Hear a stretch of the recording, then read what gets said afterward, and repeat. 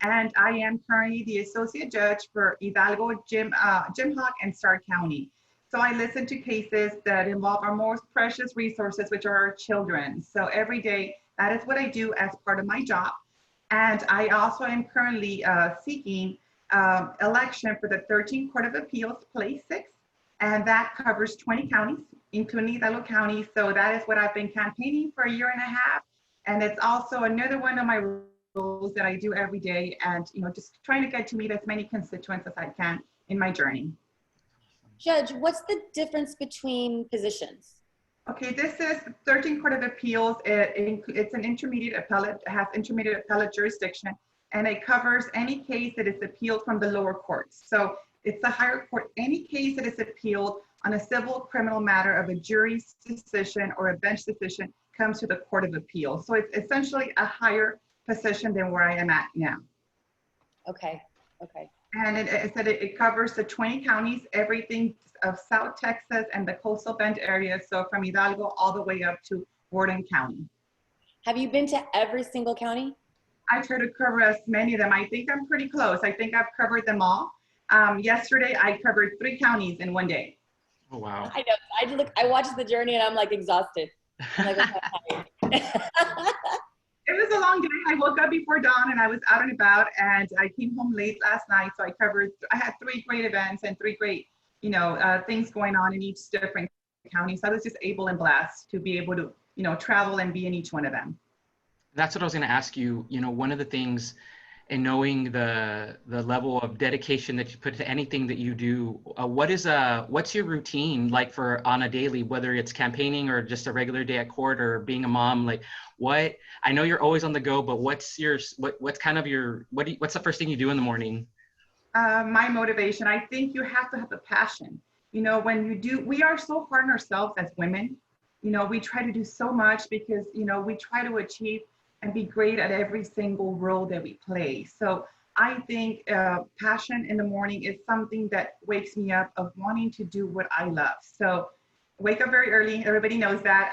My wonderful friend Giselle knows that I love to do spinning. So I'm up 5 a.m. in the morning, 5:30, and I'm going. I do sit for a moment. I just reflect and I give thanks to my Lord, and to everything for all the blessings that I have. So I do have a minute to myself every morning where I just sit and reflect on what my day is to bring and how I am so blessed to be here. And in my restroom where I get ready, I have the picture of my dad.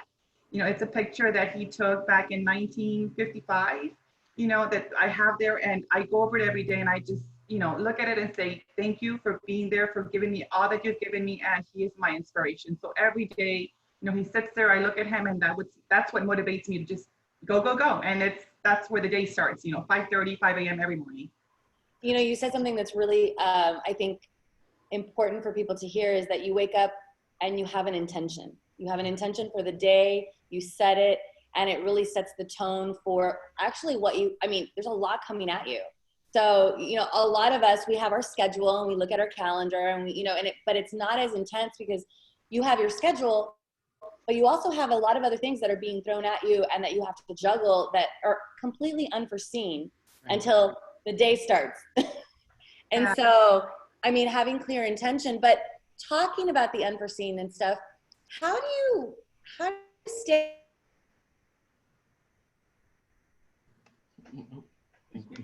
It froze on us there. Let me see here. She might be chiming back in here shortly, but I'll carry on.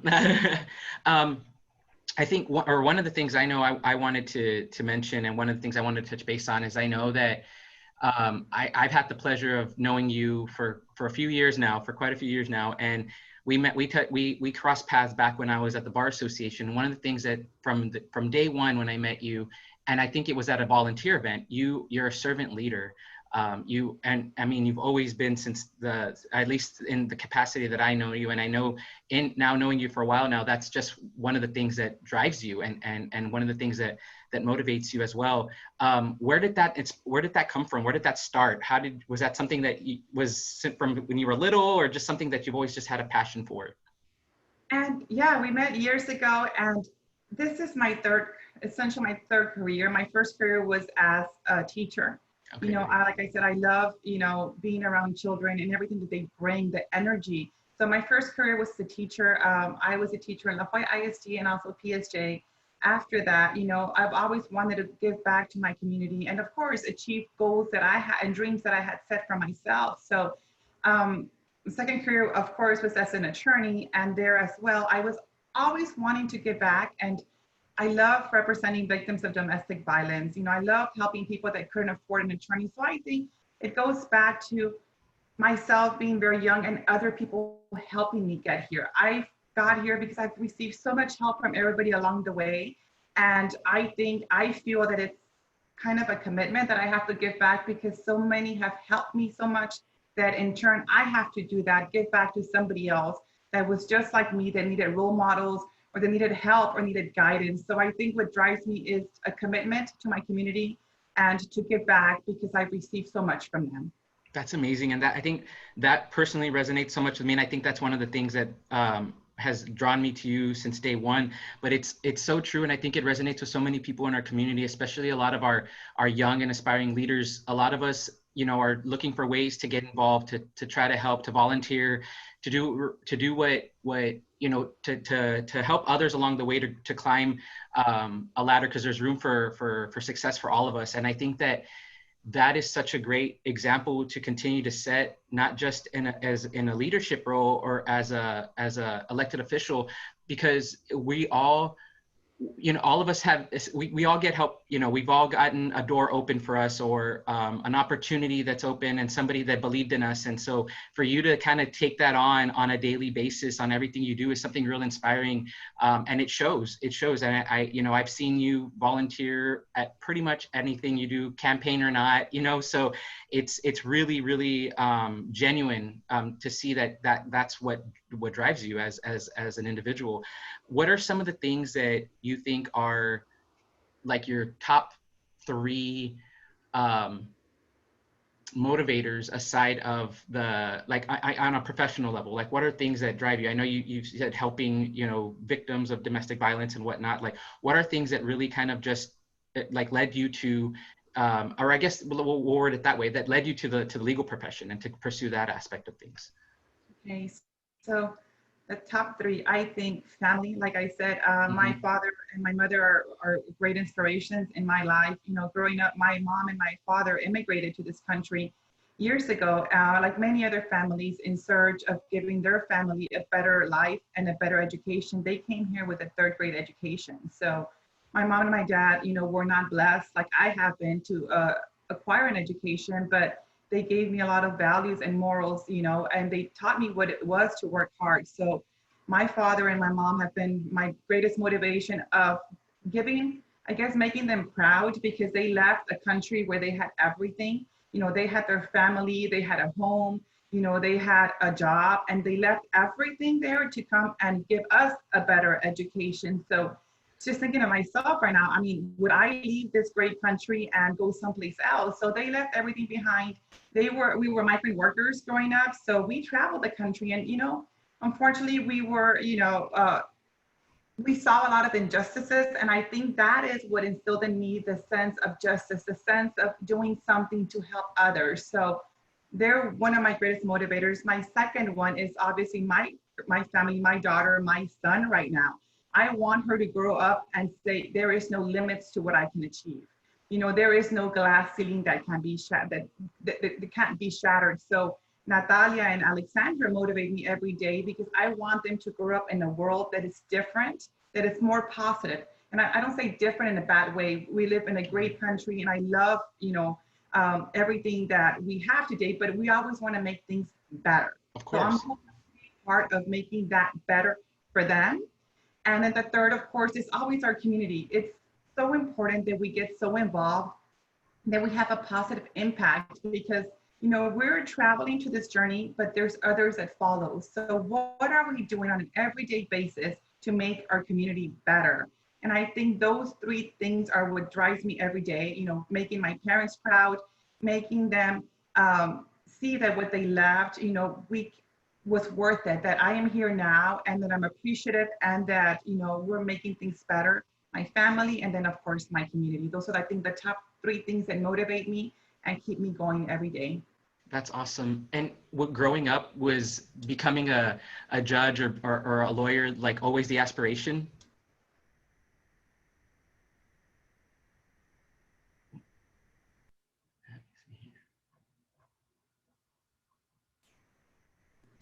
There we go. Yeah, Yeah, I don't know. Technology's not on our side today.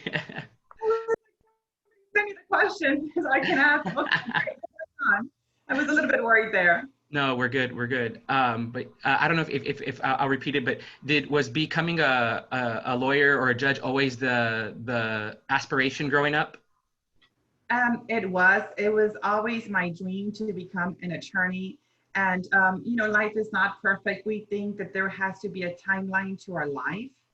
And as you go through this journey, you realize there really is no timeline. So yes, it's always been my dream.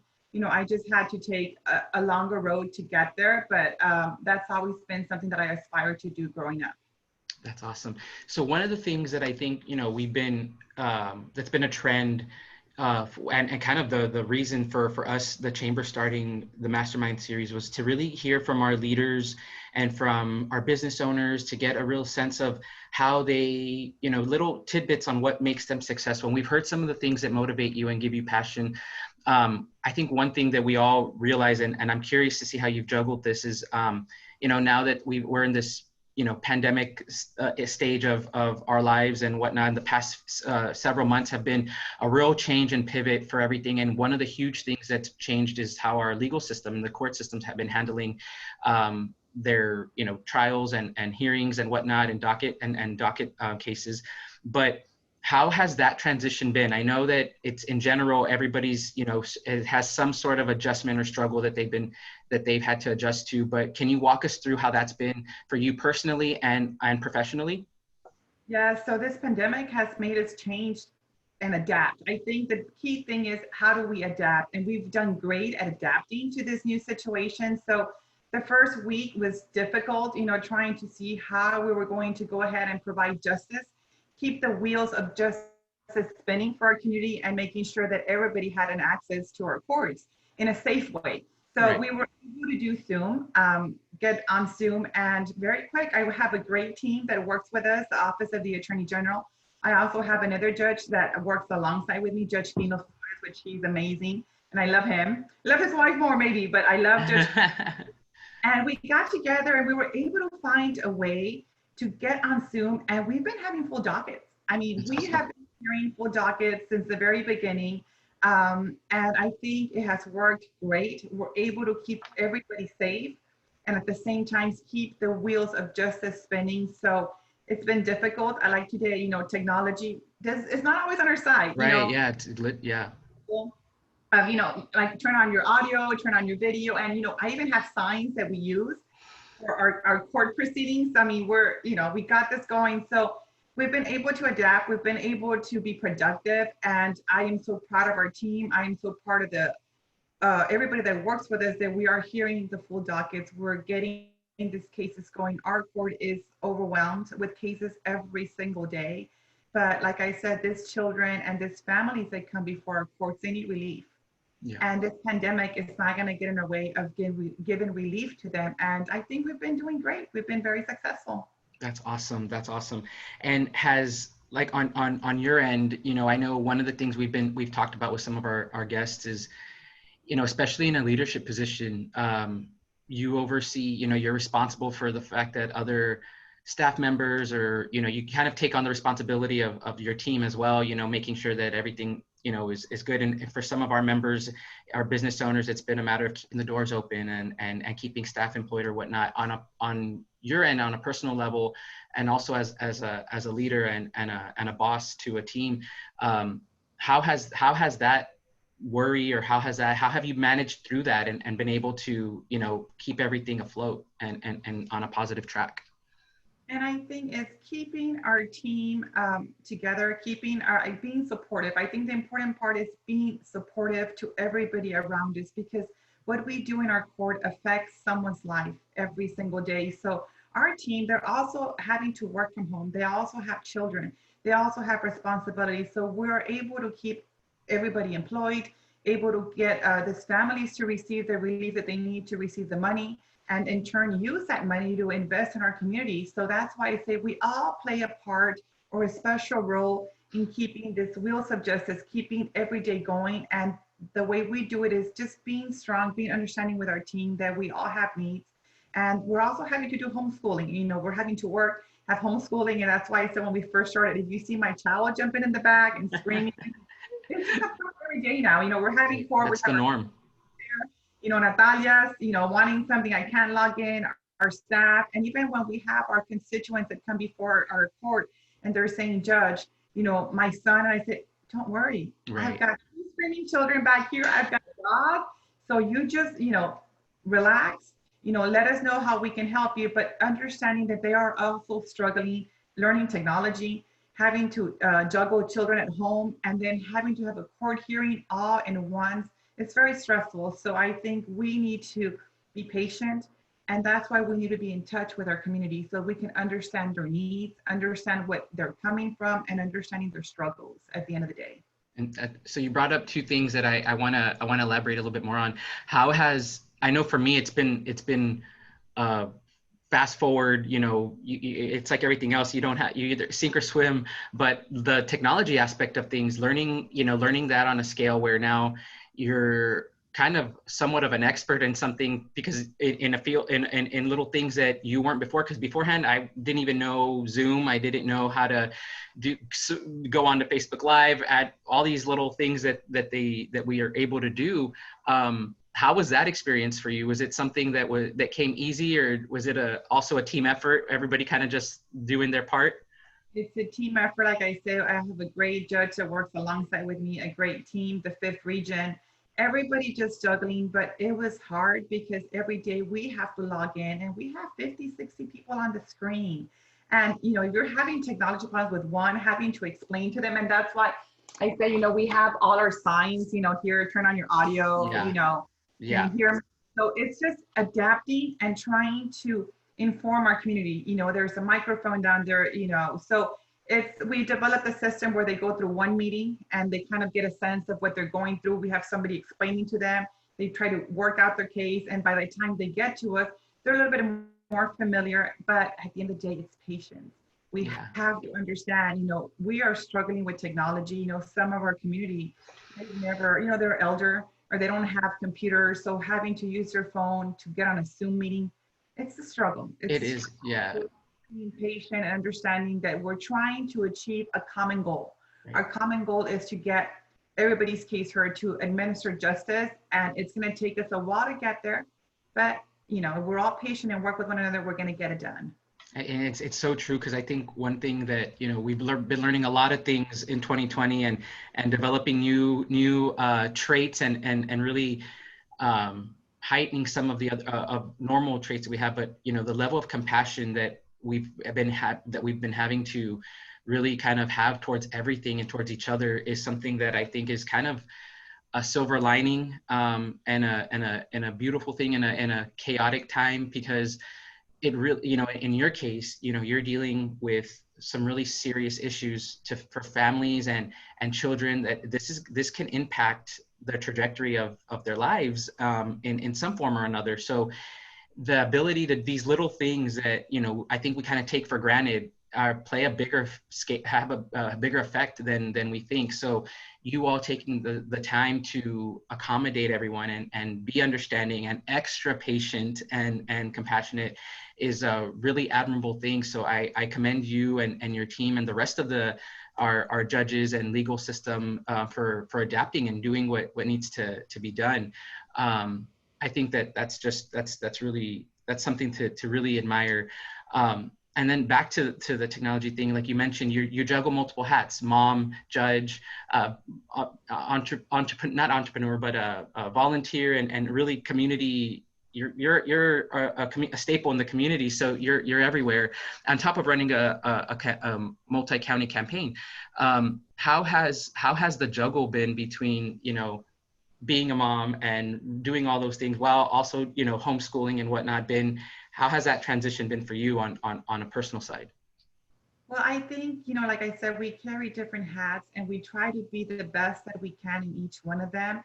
But what I've come to realize is that, I can't do it alone. And I have a great team behind me, and that team is family and friends that I reach out to on a daily basis, just asking for help. And what I try to do is that whenever I'm wearing that specific hat, because every hat is something that I love. I love my children. I love my family. I love my career. I love my community. But what I try to do is when I'm wearing each one, just give it my best, and not feel that guilt that we all have as, as moms, as wives, as sisters, as daughters, as a career person, not to feel the guilt, because that will consume us. So I try to do the best when I'm wearing each hat and just, go out there, give it 100%.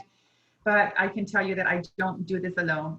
You are part of that great team that's behind me that you don't see, that I reach out to on an everyday basis. So I've got the most amazing team behind me. Even, before I got on, I'm having my secretary, my best friend, hey, how's the lighting for you? Did you get your hair done? Did you do your, all these women and men that are behind me. I've got both, I've got a great tribe of people behind me, just supporting me. So we carry different hats. We have a lot of responsibilities, but it's never done alone.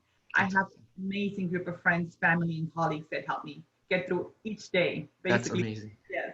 No, that's great. And I think that, one of the things that I think is really interesting is that in a time where, like we mentioned that everything's so different, being out, you're someone that's used to being out in the community and being around a bunch of people, and especially at this time where you're running a multi-county campaign.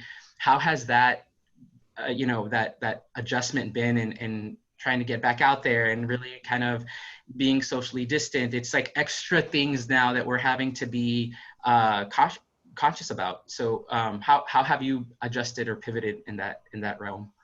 Yes, like I said, adjusting to this pandemic is something that we've done in every aspect of of my life. And the other one is campaign. Elections are very important this time coming, and it's just coming back on. There she is. There we go. Woo! We got you back. Yeah. So being back, we need to create excitement. We need to create, unity in our country. And I think that, I've had to adapt to changing the campaign. The priority is always safety. My safety, the safety of the community, and the safety and well-being of everybody, because this is something that has affected so many of us. But it's so important. These elections are so important, and we need to have someone that creates excitement, someone that creates unity. And we have to do this in a way that we can still be out there. Like, this is great. We're all safe, but we're still getting the word out there. We're keeping our community informed. So every day has been a struggle, and it has just been being innovative, being able to be creative. And how do I get my message out there? How do I motivate my community? How do I inform them about who I am? Like Giselle says, you're out there, who are you competing? It's just my responsibility is to get to know as many constituents. So let them get to know me, and for me to know who they are and what they need, what are their needs, so that I can better represent them. If God willing, I win this election. So community safety is first, but we've been innovative, we've been creative, and like you guys, a new way of getting our word out there. Right. And one of the things I want, while I hope we keep Giselle on for a bit, but I want to pivot into this real quick. As it's important for me as a man and the male in this conversation. I think one of the things I admire about both of you guys is your empowerment for the women in our community on not just on a leadership scale, but in every capacity. One of the things you guys do is inspire and motivate and lift, and it's a really great, anybody can admire that, and we should all be admiring that, both our men and women and everybody in our community, because it was something that I think was lacking, or I think it's safe to say it was lacking. I think that I've never really seen that growing up, and if there was, it wasn't as out there, it wasn't as on the forefront. And so I think you guys come to a lot of people's minds when you think of those things. And so I want to give you guys both a chance to talk about that together, individually and then together, because I for sure think it's really important. And not, I have a niece, not just on a younger generation, but my mom and aunts and everybody, that it's just inspiring for women to see each other helping each other and motivating each other, and it's infectious, and I think it's been a really great thing. So how have you guys, I know you guys know each other in a lot of that capacity, so I want both of y'all to kind of chime in on that and see how that's kind of molded a friendship and the things that you guys are doing together today. Yes, well, what I've got to say is I am so happy to have Giselle by my side. There is really power in women who support each other. There's power in women that reach down to that, and bring that other woman up, because it's so hard to climb that ladder, especially to, any position, whether you are a judge, an attorney, a businesswoman. It is so hard to reach that ladder, and there is really power in someone who reaches back. And I think, is Giselle frozen again? Yes. Possibly. Yeah, possibly. A woman's voice in any career not only makes it more equitable, but it makes it stronger.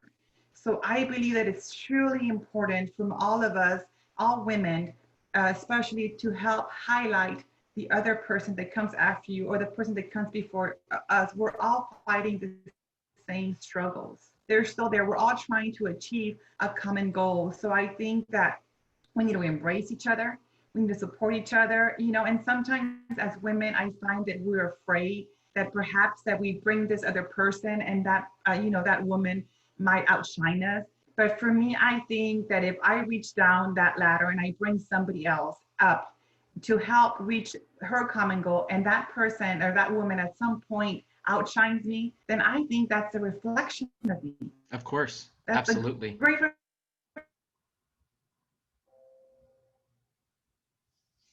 Let me see.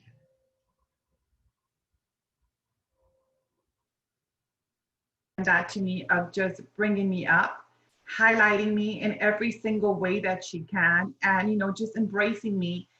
And she is the leader of this pack of women that are just helping each other out. So, Giselle is frozen again. She has helped me so much, in embracing and bringing me up and sharing my story. We're part of the Femme Sisters, and she is our girl boss, but we have this great group of women that just gravitate to one another. And our common goal is to highlight each other, to help each other. And I wouldn't be here. I'm standing on the shoulders of giants, of other women, just like our Justice Ginsburg. We're standing on the shoulders of women that have opened the door for so many of us. And you're doing the same for so many right now. So it was important for me to bring that up because, as fortunately, knowing you on a personal level, I've seen a lot more than I think, us, that we get people see on Facebook, or that people, that don't know you on that scale, have seen before. But there's a lot of empowerment, a lot of support and encouragement that you give. And you're everybody that you meet, when we're meeting somebody for the first time, you're like, so that's, even it happened to us, you really just come off so genuine, and it's really, it speaks volumes, and it's proven to work in your favor, and it's proven to have that positive karma, so to speak, of bringing more success to you. And it's really been inspiring. And I thought it was important for me. It was important for me to bring up that point, because it's something that I, as a male, I admire, because you're right. I strongly feel that if we're not supporting one another, if we're not helping, in any capacity that we can, and sometimes it's harder than others to say yes all the time, but it's a great thing. It's a beautiful thing. And we're only as strong as the people that we surround ourselves with, and the people that we get inspired by, and that we help inspire. You never know what door is going to open whenever you come across somebody new. So to have that outlook in everything that you do is really, really inspiring. And the same thing, for Giselle, I've said this several times on here, and I don't get tired of saying it, but we connected the same, her and I connected through the Bar Association as well. And the level of just willingness to help that she, we're doing this program because we were just talking about it in a planning session, and we brought it to reality. There's never a no, or we can do it. We'll figure it out. It'll be great. And so, okay, yes, she gets to hear it. She gets to hear it. And she's been. Talk to us, just so we say something. Say something. Like Korea, I don't even know where we left off. All I'm gonna say is Nereida's amazing. We were literally just talking your praises. I'm voting for her. We were literally talking your praises. So you came on right at the right time. You probably didn't hear anything that we said, but we both think you're amazing. Oh my God, I don't know what's going. It's cool. I've never experienced this in my life where it's like off. Yeah. We might have jinxed ourselves to the conversation we were having prior to this. Yeah. I'm sorry. I literally was thinking maybe I shouldn't come on so I don't disrupt. No, it makes it's gonna add to the awesome effect. Is she there? Is she not? Yeah, exactly. It's a new take we're doing, guys. We're trying to keep you guys on your toes and keep you watching. Okay, so where were we? No, we were just talking about how, one of the things that I was saying is you started this trend and brought these women together and started this movement down here. And we're talking about how much of an impact it's had, and how she, as an example in her own, has, just always had that desire to lift up other women and anybody that she can to help, open a door or whatnot, or create an opportunity. And we were just talking about how you the same here for the chamber, and on a different scale, but it's still nonetheless, there's always a yes. There's never we can't, if we don't know how to do it, we can figure it out. And I think that that's been something that has really led to your success. So we were just talking about how amazing you are, and how great that's been. For letting me know what just happened. Everybody that's listening was like, y'all just already Maybe just said that. But before I get booted out again, I definitely want people to know, like, on the perspective of somebody who is a leader in an organization of women, that our whole intention of FemCity is to connect women in a way that they can depend on each other, and they motivate each other, and they support each other. They don't even have to know each other, but just being a sister, being a fem sister, I'm here for you. Like, that's what Sarah and I wanted to create. The beautiful thing about Nereida is that we all see her crazy busy. Yeah. But never fails that no matter what we're doing as a group, she pops in, and we're like, weren't you like 3 hours away from you? Give wings? Like, what is going on? And it something like, I always call it la cumplida. Like, I wish I could have a chalupa, like, what is it, the chalupa or whatever? Card, yeah, the loteria card. And it's her image, la cumplida. Because I don't know how she does it, but literally since the moment that she's come into my existence, right? Like, obviously we haven't known each other forever, but I've always had this admiration, and it inspires me to be cumplida in that way. So if I'm, like, I always go, but if Nereida can do it, like, it's true. She can show up, like, I can freaking show up for 5 minutes, right? And people like that. And on time, mind you, on time. And, guys, I just want everybody to know that I pumped in 15 minutes early, and guess who was like this? Judge. That's one of my pet peeves. I am always on time, and CJ knows that I do not like people to be late. So but that is one thing. I am always early, or I'm always on time. That's that just says so much about you, because it does. I want everybody to understand that when you're late, you're disrespecting other people's time. And it really is a thing. And I know that our culture is really, we have a problem with that. But the way it feels for somebody else, like for me to pop on and you to be ready, being who you are and being as busy as you are, and that every single second counts, it's accounted for, it makes me feel important. Yeah. And it just does. It's like, wow, like she cared that much. And that's how us as a group in FemCity, or anything we've ever done, when you walk through the door, because we see you, we see how busy, we see you juggling, we see it all. And it's something that we all should aspire to do, because if you can do it, we can do it. If you can be on time, we can be on time. If you can go, yes, I can be there even 2 minutes, then we can do the same, because it makes a big difference to the people. It just really does. Yeah, I can attest to that. Yes, TJ knows. Yeah, I can attest to that for sure. It's a commitment, and once you decide to do something, because being on the campaign trail is exhausting. There's good, it's a roller coaster, but one of the things that I have learned, or have, yeah, it's that I'm blessed. I'm blessed to be able to have so many things, to be invited. So I have to be there on time. If I commit to something, then I'm going to follow through. So my commitment to both you and CJ, was, if I'm going to be here, I'm going to be on time. I'm going to give you my full attention. Like I told CJ, we carry different hats, but what I try to do is, when I'm carrying that hat of a mom, it's just, my children. I walked into the door last night, and it was a long day. I left before dawn, came in. Once I walked into the door, that's it. I'm no longer a candidate. I am no longer a judge. I'm no longer anything. I am a mom, and, I was texting with a friend last night. She was, my friend Reggie, which I love too. She was sending me pictures, and her friend Judge Joanne, and I said, that's it, I'm out. I'm a mom now, and it's story time, because every night I have to read to my daughter. I have to be here to read to my daughter, because she expects me to read her a story, and I've gotten now is sometimes I record the stories, because if I don't get here on time and she's asleep, I'll have to record the story for her. That's so awesome. Yeah, just being committed to, when I'm a mom, that's what I do. When I'm a sister, a wife, a judge. So if I am hearing docket, I'm committed to that. So today my commitment was to both of you. So I logged in early, because I know technology can play tricks on us, Yeah. So like, okay, now I'm gonna leave. I'm gonna go check, make sure that my kids, each of them has their snacks, has their water, keep them going until I'm here. So I love being here with you guys today, and I was eager. I was very excited. I knew it was going to be different, because both of you are great friends of mine.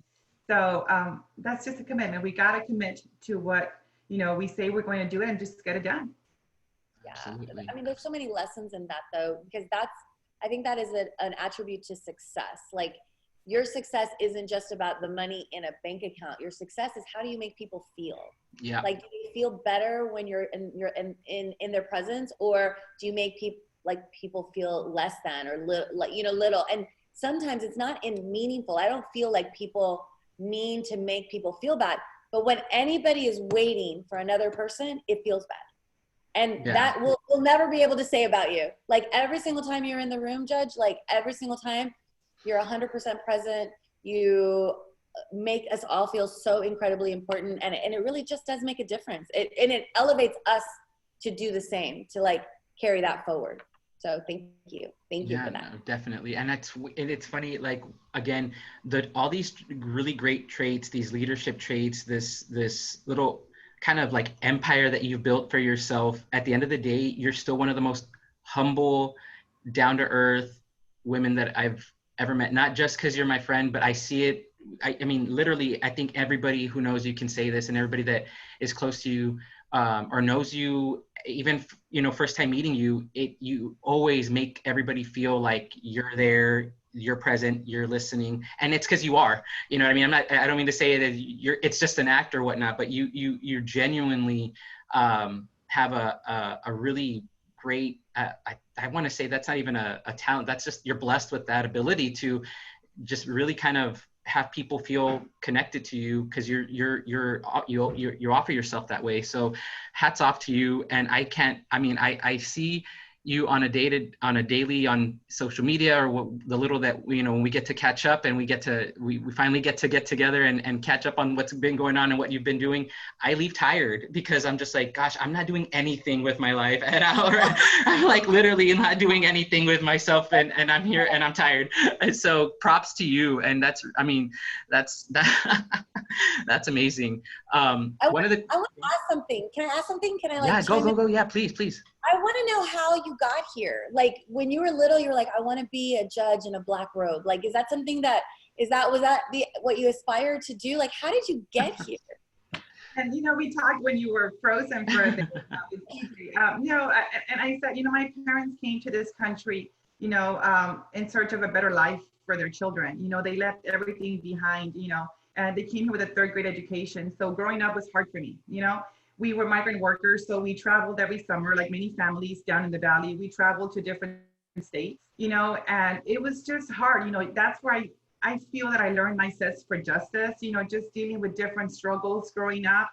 And, I carry my last name. I have Lopez-Singleterry, which has been a fight with my husband initially, like, you're going to change your last name? I said, no, to have that name on my law office, because I always, I remember we were, in North Carolina, we're picking peaches, and my dad told his employer, like, she's going to be an attorney, and he laughed. And my dad didn't understand English, and he's like, what did he say? And I said nothing, but, that put in me of, this sense of, hey, that's what I want to be. And I don't think that it's not something that's not achievable. So I've always wanted to be an attorney growing up. I did not know what a judge was. I'm going to be very honest with you. I've always wanted to be an attorney. And, when they have that name in that law office, so I could show my dad, you know what, we can get it done. So growing up, it was very hard for us. I didn't have guidance when it came to education. I had a lot of love, a lot of values, a lot of moral support from my family. I mean, my mom and my dad they're my heroes. When people say, who do you aspire to be? Well, them, they were hardworking. They came to this country with no education. My mom is a naturalized US citizen because she loves this country. My dad became a US citizen before he passed away, and they went to night school to learn English. They went to night school to become US citizens. So they used to work in the fields and then go to night school.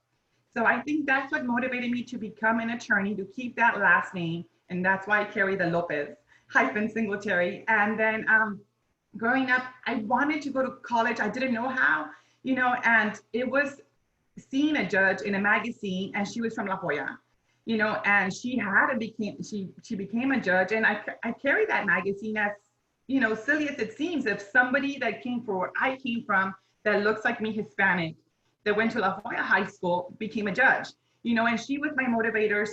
So later on, of course, I wanted to become a judge, but that's where my life started, being the daughter of an immigrant. I'm first generation, and trying to be the first one to achieve having a profession. So I went into undergrad, I became a teacher. But I always wanted that goal. We don't have a law school in the Valley, which is a shame. So you have to leave the Valley. And, I became a teacher, and I love teaching. I still love, I still keep in contact with my students from back then. And then, one day I just said, I want to achieve my dream, go to law school. I applied, I got accepted, Michigan State. I had great friends there. I had a job there, picked up all my stuff, traveled across the country, culture shock.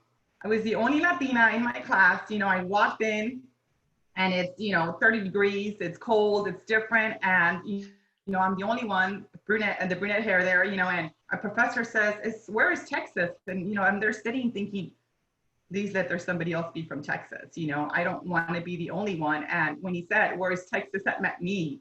So I was the only Latina in my class in Michigan State. And that's where my journey started in the legal profession, kept my promise, came back to my community. I was in private practice here. I worked for the public defender's office. And I told CJ, victims of domestic violence, it was my passion helping them, both men and women. And I did a lot of pro bono work through the private involvement through legal aid. So, it's been something that has developed. But like I told CJ, along the way, I've had so many great people that have guided me, that have taken me by the hand. I walked into Hidalgo County Courthouse. I did not know a single person. I did not know a single attorney. I didn't have a job. I walked in one day, and I walked out with friends, with dear friends that today still help me. I did not know anybody, down here in the legal profession, not, my family's here, but anybody in the legal profession. They all took me by the hand. They've guided me, men and women. And I am here because of that. So that's where my journey started. And I hope to continue this journey. Our life is not a timeline. Our life is not a timeline. I think once I realized that, I've been able to grow. And if God wants to put me in this next position, then that will happen. But it's a village, it's a community that has been behind me since very little, growing up in La Jolla, with all these great teachers that helped me along the way, a lot of great friends. And even now, man, I have a tribe behind me. I don't do this alone. I do not do anything alone. They're all behind me. And I'm hoping that together we can all achieve a better community for our children. Wow. Again, yeah, I'm like, what am I doing with my life? CJ, He's the one that I call when I have a few minutes, you know, it's like, he just come pick me up. And I was, yes, you're No. wonderful. No, thank you. No, I truly am blessed to call you a friend, and that's, I mean, I'm constantly inspired by you, and today, you know, I was excited about that more than anything, because I think that it's important, and one of the reasons, you know, the whole reason behind the masterminds, and I Giselle, if you can't see me looking at you, I'm looking at you. I always get like chills or just that feeling of like, this is exactly why we wanted to do this, not knowing exactly what we were going to be pulling out from the guests and the people that we were going to be bringing on.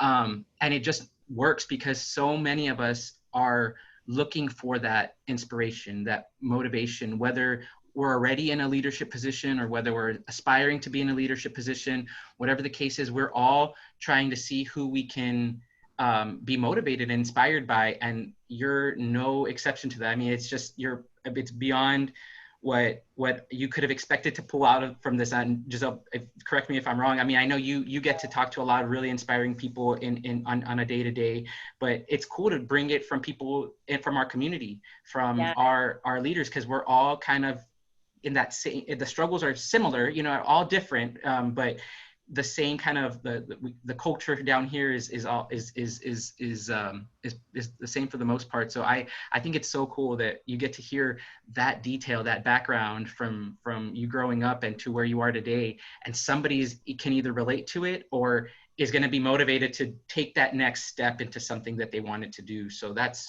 really amazing. I mean, the beautiful thing about us highlighting our leaders in the Valley is that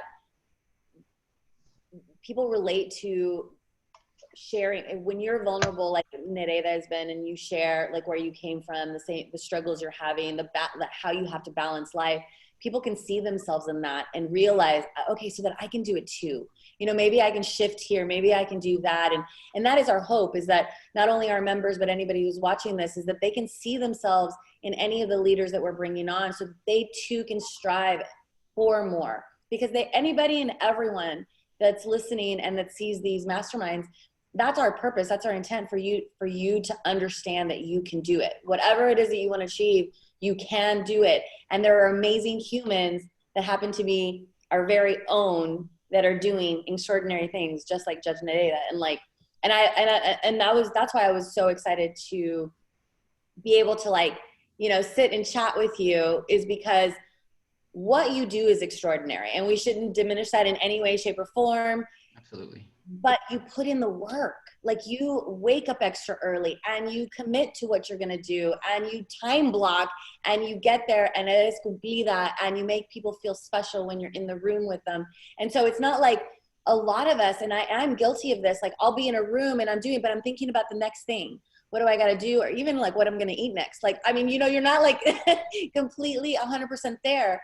And it teaches you that when you impact people. And so, I mean, there's just a lot of such amazing gold nuggets that you shared today. Well, at least when I was here, that I got to experience. I want to pick your brain on one more, and I don't know if there's a formula to it for you or whatnot, but you know, the fact that you do wear so many different hats and multitask is, you probably don't even realize you're doing it. You're probably doing it right now, and we can't even tell.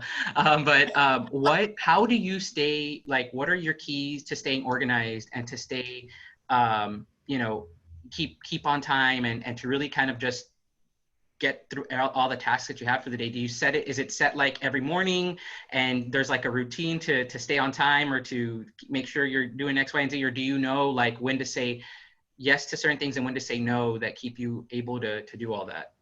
Yeah, and I think that's the key point, you know, that we want to do so many things, but, you know, we also want to do them the right way. So if you commit yourself to so many things, you're just going to overstress yourself. So I do have a calendar. Like I said, I have great people that help me keep my schedule. But at the end of the day, it's me saying, you know what, I can only commit to certain things. I want to do a good job. I want to be present here with you. I want to be happy. I want to enjoy my interview. And at the end of the day, it's about enjoying our life. You know, this journey that we're going through, it's about enjoying what you do. And if at some point you stop enjoying that, then it's not for you. It's not your passion anymore. You know, and I have a great friend from corporate. I have a lot of great friends. They're always texting me, and they're, you know, if I don't post something on Facebook for 30 minutes, where are you? What are you doing? You know, and then you have to tell me, but make sure you're having fun. You know, so I say, hey, Ronnie, like I'm doing everything, but the main thing is that I'm having fun. This is fun for me, you know, getting to be with you guys and, you know, talking as friends.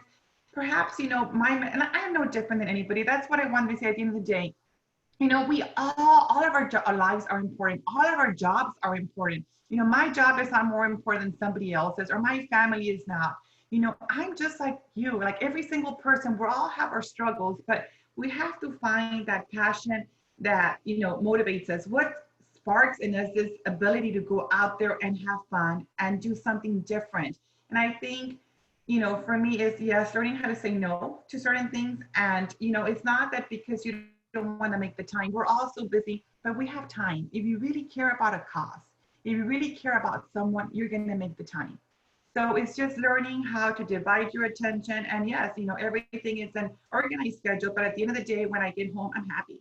You know, I feel like, you know, I did something and I help someone. I perhaps change someone's life in a decision that I made. That's why it's so important that when I'm here, I'm not multitasking, because that case or that person before me requires my attention. They want their day in court. My friend, when he or she calls me, has an issue, they want my undivided attention. So I've learned that if I am here, I have to be present, you know, and I have to give that person or that cause all my attention. So it's just learning to delegate, learning to ask for help. I have no issue asking for help.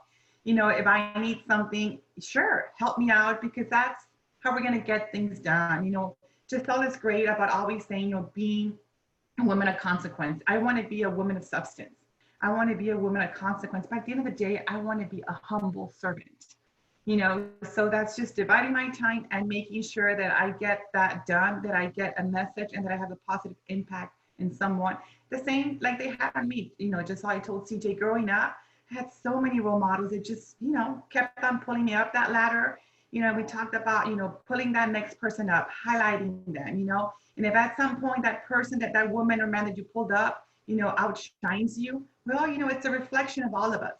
So you got to keep on pulling that person up, reaching down that ladder, you know, and then also giving, you know, thanks to all of us that came before us, that opened all these doors. You know, this week has been very emotional with the passing of Justice Ginsburg, you know, but so many things that she did for women. I mean, we're doing small little things, but that's who we have to aspire to be. Just how do I help embrace someone? How do I help highlight them, you know, and bring them into this world? You know, like we need the women's voice. We need, you know, like I said, it's not just about making it equitable, it's making it stronger, and every profession needs that. So it's just, you know, so much fun being around women that help you, being around you guys, you know, men that help us achieve so many things. So at the end of the day, it's just, you know, enjoying the ride, enjoying this journey of life. I was gonna, usually we have to try to like pull out a way to wrap it up. And that was perfect. That was beautiful. And we're, you know, again, I just want to thank you for opening up and being vulnerable and really giving us a little bit more insight on how you do what you do and why you are the success that you are today. It's very inspiring, and this is exactly what we wanted when we started this program. And I just can't, I don't even know to put into words how like amazing it feels to be able to put out this inspiration and put out these positive messages. And we couldn't have, we don't rehearse, we don't send questions prior to. So for you to be able for that to come out and be absolutely genuine is amazing. And it's so cool. And I think I can't say enough. But CJ, you're so good at that. Like I like sitting here just because CJ always is like, oh, everybody's amazing, and they are, but he's so genuine. He just loves people. Yeah, it's true, because and every time every time we, you know, I have some really great people that inspire me and that I get to call friends, and you two are some of that. And every time it's random, in random moments, I'm sitting there and I'm like, what? Why? Like that's so crazy, but in a positive way, you know what I mean? Just like humbled to be able to have that around me. And so we all, you know, we're blessed and I'm blessed, and we're blessed to be here with each other. So you're pretty remarkable too, CJ. thank you so much. Thank you so much. Giselle, do you have any closing statements? Yeah, I do. I wanted, you said something about like, and if somebody comes up and then they outshine you, and I'm like, if that ever happens to anyone that's watching, that you're like, oh wow, I helped them, and now I pray that you never feel that it's like a bad feeling, that you're just so ecstatic and excited that you had some influence, even a tiny bit, to help someone rise and shine. And like, that is what motivates me every day and inspires me every day in what we do as FemCity and what we do as the chamber and what we're doing in anything that has to do with highlighting others, is that my desire, my wish is that everyone feels excited when someone is shining. And so I hope, like, I'd love to leave everybody with that, like, be ecstatic for everybody else's success, for anyone else that you even have a hand in that. Like, be ecstatic, because that's representing all of us. Absolutely. It's a reflection of us. So thank you, CJ and Giselle, for highlighting me. Of course. For giving me time in your show so that others get to meet me. It truly means a lot to me to be here to share this time and space with both of you. So I really appreciate it. Well, I'm obsessed with you, so I was ecstatic. On that note, before we log off, I want to thank both of you guys again for being here, and I want to thank everybody who tuned in this morning to check out this is episode 10, by the way, of Mastermind. So we're on a good roll, but we want to thank you guys for sharing your Friday morning with us, and for continuing to support this virtual program. But on that note, I want to remind everybody that on Tuesday, September 29th, we are putting on our first virtual Buenas Tardes Luncheon. It's one of the Chamber's signature events. We're really excited about it. It's going to be a great event. We've got a really great panel discussion. We've got Deborah Cordova, attorney for Washburn, Cordova Nixon, and we've got Chad Noonery of Composite Access Products. He's the president and CEO of that company, and doing really great things in that field. And we've got Miss Natasha Del Barrio, CEO of Verdogden Auto Group, and we've got to talk to them individually. And I'll tell you, Giselle, it's going to be good. It's going to be really good. It's kind of a deeper mastermind, so to speak, on a professional scale, but we've got some really great leaders, and if you know any of them individually, you'll know that it's that they're bringing there's substance to this program. So we're excited about that. We still do have tickets available. We have general admission tickets for $17 and VIP tickets that the deadline to purchase your VIP tickets is today at 5. So we will be putting that out there. That includes a delivered lunch and another delivered goodie bag stuff. So we want to make sure that we have enough time to get that to everybody. And we also have sponsorship opportunities, guys. There's a really interesting way that this is taking form, and I know it's foreign and it's new to a lot of businesses and a lot of people that are looking at ways to kind of get back out there. We're used to in-person events, but just with the help of Giselle, I'm excited on that future of it, and I want to see some examples of people being able to take advantage of that. But it's really great. If you want more information on that, please here on our Facebook page, we have several posts going into a little bit more detail about those things. You can feel free to reach out to me at vicepresident@missionchamber.com. You can contact our chamber office at 956-585-2727. It's going to be a really great event. I'm excited. Giselle, if there's anything you want to chime in on that, I know you've been a part of this planning process. Yes, it's exciting because I know it's new for everybody, but the most beautiful thing about doing these types of events is that you, as a sponsor, you get a front row seat to touch every single person attending. That there's no way to do that at a live event. So the opportunities that the chamber is opening up is that you get your 30 seconds to reach everyone attending, to let them know how you can serve them and how you can enhance their life. And I don't think there's anything better. Plus, there's the way with sharing the links if you want them to act on what you're saying. So if you want them to become a member of something, follow you on social media, get a discount on something, or just even learn a little bit more about you. There's never been a better way to do that until now. So excited for these opportunities. Yes, ma'am. Absolutely. So if you guys are interested in purchasing those tickets or being a part of this event, please don't hesitate to reach out to us. Once again, ladies, thank you so much for taking the time to be with us this morning.